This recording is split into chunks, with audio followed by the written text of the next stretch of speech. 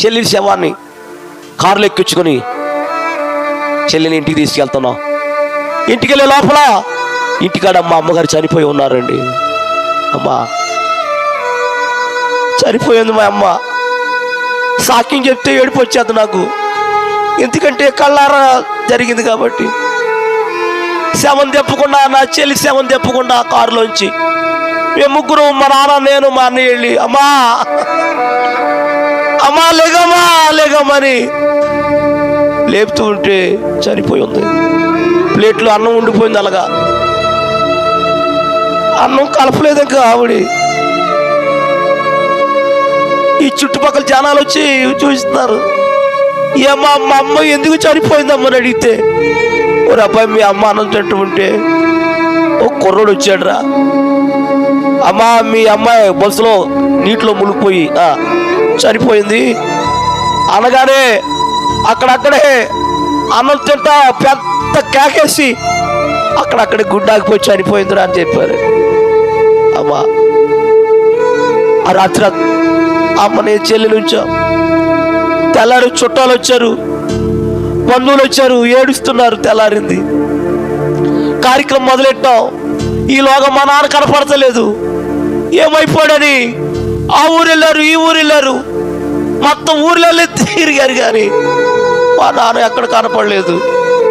ఈ చుట్టుపక్కల అంటున్నారు ఈయన కూడా ఎక్కడో చనిపోయి ఉంటాడు అంటూ ఉంటే ఆ మాటలు విని తట్టుకోలేక ఏడుస్తూ ఉంటే నిజంగా కౌరు వచ్చేసింది. రే మీ నాన్న చేలో పురుగులు మంది తాగి చచ్చిపోయాడు అని చెప్పారండి.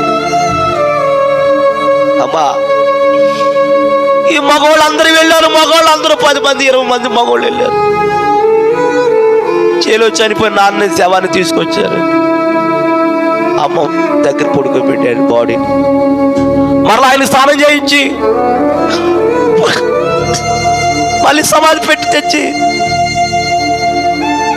ఆ రోజు చెల్లిని, అమ్మని, నాన్నని సమాధి చేసేసేవాడు. తట్టుకోలేకపోయామమ్మా. అప్పుడు నేను ఏదో నేను క్రీస్తులో ఉన్నాను కాబట్టి దేవుడు ధైర్యపరుస్తున్నాడు. వాళ్ళు చనిపోయి 2 నెలలు అయిపోయింది. ఇంకా నేను ఖాళీగా ఇంటికాడ ఉంటున్నాను. నేను ఆఫీస్ తీసుకుని 2 నెలలు అయింది. నన్ను బాగా చూసుకుంటున్నారు, పర్లేదు అనుకున్నాను మా బంధువులు. ఓ రాత్రి ఏం చేశారంటే ప్లేట్ నిండా అన్నం పెట్టారు. అన్నం తింటున్నాను, మగోళ్ళు కాగితాలు అట్టుకొచ్చారు. ఈ కాగితాల మీద సంతకాలు అట్టమన్నారు. సంతకాలు అట్టేశాను, కాగితాలు అట్టిపోయారు. ఆడవాళ్ళు వచ్చారు, అన్నం తింటున్నాను. చాలు చాలేవయ్యా నువ్వు అన్నం తినేది చాలు అని వచ్చేసి అమాంతంగా వచ్చి నా తినే ప్లేట్ లాగేశారు. ఎందుకమ్మా అలా లాగుతున్నారంటే, ఎంతకాలం నీకు అన్నం ఎంత పెట్టాము తెలుసా, దీనికోసమే ఇప్పుడు మాకు రాసి ఇచ్చేసాం, ఇప్పుడు మా ఇంట్లో ఉండడానికి వీల్లేదన్నాను.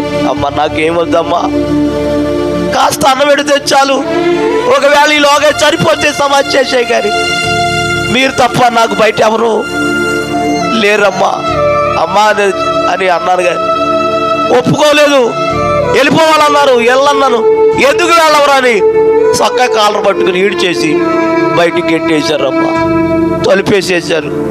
అప్పుడు నాకు చాలా ఆకలిగా ఉండేది, విపరీతమైన ఆకలి. నేను ఇప్పుడు సేవలోకి వచ్చాక ఆకలి చచ్చిపోయిందమ్మా. సేవలోకి రాక మునుపు, ప్రభు నా రమ్మకు మునుపు విపరీతమైన ఆకలి ఉండేది. ఆ రాత్రి అన్నం తినకుండా గెంటేశారు. ఆకలి అవుతుంది. మా ఇంటి పక్కన ఒక సహోదరు ఉంది. తలుపు తట్టాను, ఎవరో బాబు అన్న. నేనమ్మా ఒకసారి తలుపు తీయండి అమ్మా. తలుపు తీసింది. ఏంటి అన్న? కొంచెం అన్నం ఉంటే పెడతావు అమ్మా, కొంచెం అన్నం పెట్టమ్మా అని అడిగాను. పెడతాకెళ్ళింది కానీ పెడతాకి పొట్టులో అన్నం లేదమ్మా. ఓ పని చేస్తావేంటి? ఆయన ఏం చేయనమ్మా, నువ్వు ఆకలి తట్టుకోలే కాబట్టి ఓ ప్లేట్ ఇస్తాను, ఇంటింటికి వెళ్ళి అడుక్కుంటావు అన్నావు. అమ్మా ఆకలి తట్టుకోలేక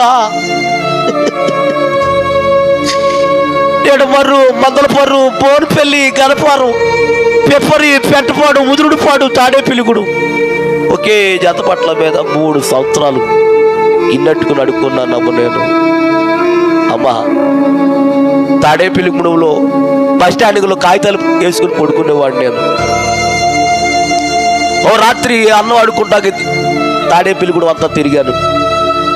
ఎవరు అన్నం పెట్టలేదు, ఆకలి అయిపోతుంది. ఎలాగని తాలూకా ఆఫీస్ ఉంది కదా తాడేపల్లిగూడెంలో, దాని ఎదురుకుండా కురిపి హోటల్ ఉంది. ఆ కురిపి హోటల్ కాడికి వెళ్ళి, అయ్యా కొంచెం అన్నం ఉంటే పెడతారా? ఆయన అన్నాడు, 5 రూపాయలు పెడతాను అన్నారు. డబ్బులు లేవండి, నేను అడుక్కున్న వాడినండి, కొంచెం అన్నం పెట్టండి అయ్యా అన్నారు. డబ్బు ఇవ్వకపోతే పెట్టను అన్నారు. సర్లే బయటకు వచ్చి వెళ్ళేవాళ్ళు వచ్చేవాళ్ళు, బాబు 1 రూపాయి ఉన్నాయా, అన్నం కొనుక్కుంటాను 1 రూపాయి ఇవ్వమంటే ఎవరు ఇవ్వలేదమ్మా. 10ంటికి కట్టి వెళ్తారు, రాత్రి 10 గంటలకి. ఏం చేయాలో తెలియక వారు తినే ఎంగులాకులు ఎక్కడైతే పడేస్తున్నారో, వాడు పడేసిన ఎంగులాకులు ఎక్కడైతే ఉన్నాయో అక్కడికి వెళ్ళి కూర్చుని వాడు పడేసిన ఎంగులాకులన్నీ మెతుకులు ఎరుగు తిన్నాను, కానీ కడుపు నిండలేదండి. అప్పుడు అనుకున్నాను, నేను ఎవరి కోసం బ్రతకాలి, నాకెవరున్నారు బ్రతకాలి? ఈ ఆకలి కోసమే కదా బ్రతికేది.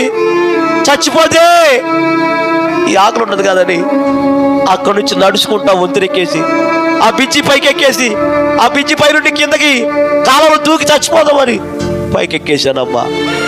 1 నిమిషం ఉంటే చచ్చిపోతాను నేను.